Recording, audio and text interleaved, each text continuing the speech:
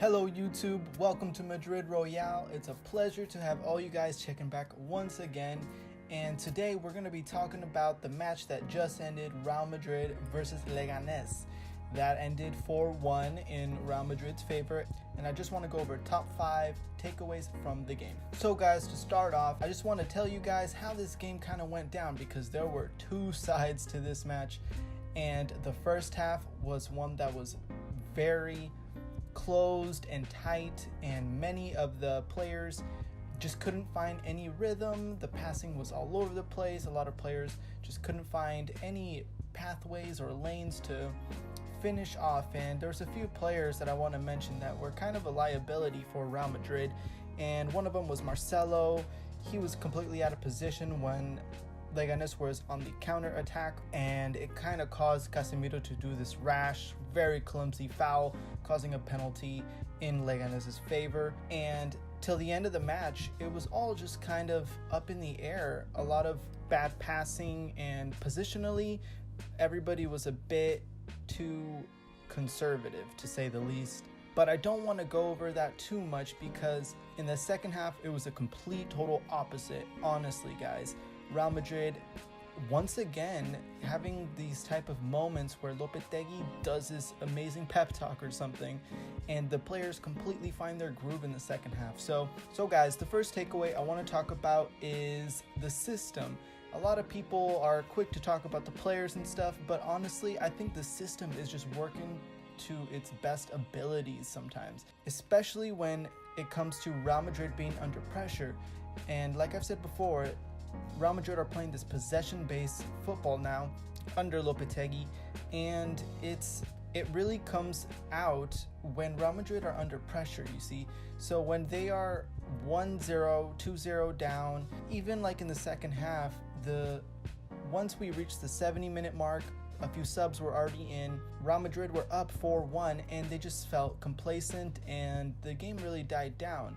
They knew they had the game secured, but in the first half, when they needed to actually respond, they were passing sideways, they were passing up, but they couldn't find anybody to really do the finishing job. So in the second half, it was amazing to see all these players just sticking, everybody playing the 1-2. Benzema was amazing today, and I think Lopetegui's style is really starting to show its high class. So guys, the second takeaway is kind of not really relating to Real Madrid's play or anything like that, but I think the referees and the VAR system definitely needs to be talked about, because the Benzema first goal, his header was about to be taken away when there was really no foul that Benzema was committing.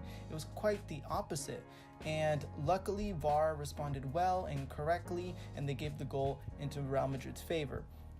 But on the field, the ref was making a lot of weird calls, like a lot of calls that seemed to go the other way, but actually went to the wrong team, to the wrong side. And a lot of times this was against Real Madrid's favor. I remember seeing Cruz getting fouled, but then it went against him, and it was just kind of all over the place, the refs. But overall, with VAR definitely being very involved into the game, I'm seeing only positive things to say about this new system in La Liga. So guys, my third takeaway is Karim Benzema, and boy, oh boy, is it a joy to see this guy performing at this level once again, getting 2 goals. And I gotta tell you guys, if you haven't seen the second goal, you must go and watch it. There's tons of highlight videos up on YouTube. This guy, the whole team in general, was playing this beautiful transitional football from the midfield, involving Modric, Bale, and Benzema, Marcelo, Asensio. Everybody was involved in just giving it. There seems to be this type of development that is starting to adapt within all these players, and the understanding that Ronaldo isn't there to finish, so everybody's up for grabs for scoring a goal, which is amazing to see. And Benzema completed that finish as a natural number 9 striker, pushing the ball on his right foot and shooting against his body, low and to the bottom left of the goal. Very beautiful display overall, Benzema, from the beginning to the match, he was one of the positive things that I noted down. One of the positive players that was just looking sharp. He was looking for the ball at all times, going in deep to the midfield and really causing a lot of trouble for the defenders and causing them to run a lot. So this is super positive to see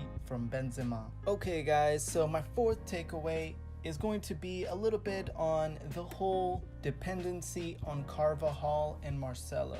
So what I've noticed from the beginning of the game, that when Madrid are lacking any creativity to go forward, to find any outlets up front, they tend to just go to the wings, which is a good strategy if you have great headers or players that can head the ball well.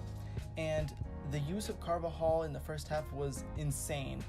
Marcelo was caught in weird positions, so they weren't able to use Marcelo as much in the first half, but Carvajal was just the only option to create a surprise element to go forward. So I noticed that immediately, and in the second half it was eased a bit. So I'm worried that this will continue to go on, because I've seen images of these in the past games where Real Madrid are not finding their groove, they're not finding a passing lane or a way to attack, so they tend to just go to the wings and whipping across, and Bale's excellence, it seems like they're bound to find a connection. So I'm hoping they improve on this and try to find better ways to go up forward, because using Carvajal can definitely be a liability if he gets injured. So guys, now we are at the last takeaway, and I want to talk about two players that have been shining overall and kind of saving Real Madrid from any 1-0 wins, and that is Ramos's battle-hardened attitude towards any game. This man, I'm so glad that he is on Real Madrid, and he just represents everything that Real Madrid is, and his executions for penalties is second to none. This guy is amazing in all areas. He's almost like the fourth attacker for Real Madrid, honestly. And Gareth Bale, I mean, what can I say about Gareth Bale? He is doing amazingly every single game. He's been putting goals. He's, I think, scored in the last 6 games for Real Madrid, which says so much about his attitude, his confidence, his accuracy, and his willingness to just take the lead, or the alpha male role that we've been wanting to see from him for the last few years. And we know that he's completely able to do it, as we see with Wales. So it's so great to see Real Madrid perform like this. Staying up top at La Liga is where we need to be. So overall, a very positive, solid performance from Real Madrid.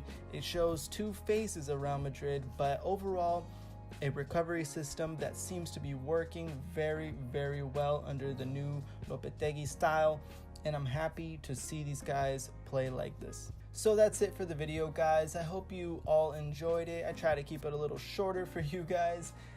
Please leave a like if you enjoyed the video or found it useful.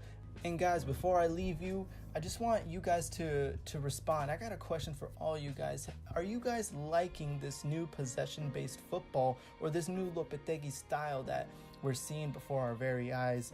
Do you guys believe in it? Do you guys like it more than the Mourinho or the Ancelotti or the Zidane style? What do you guys prefer? Let me know in the comments down below. And don't forget to subscribe, guys. That'll help me out immensely. And stay tuned for more content. Every Real Madrid game I will be posting the same day, if it's possible for me. And there will be a midweek video, possibly Tuesday and Wednesday, about a player or something involving Real Madrid. So leave your suggestions down below in the comments. So that's it for the video, guys. Peace out, and a la Madrid.